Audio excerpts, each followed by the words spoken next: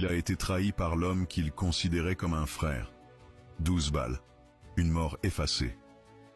Mais un nom que l'histoire n'a jamais pu enterrer. Thomas Sankara était bien plus qu'un président.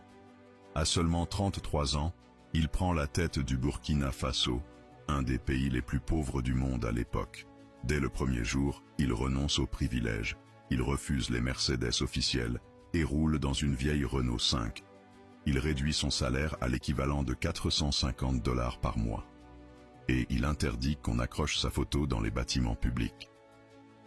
Pour lui, le pouvoir n'était pas une image à afficher, mais un devoir à accomplir.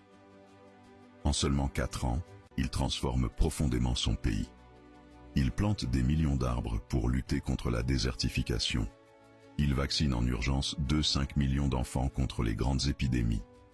Il rend la terre aux paysans, combat la corruption et impose l'égalité entre les femmes et les hommes. Il interdit l'excision, les mariages forcés et encourage les femmes à occuper des postes de responsabilité. Il refuse catégoriquement de rembourser la dette coloniale.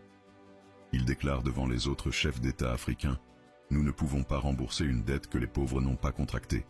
Nous serions complices de notre propre asservissement.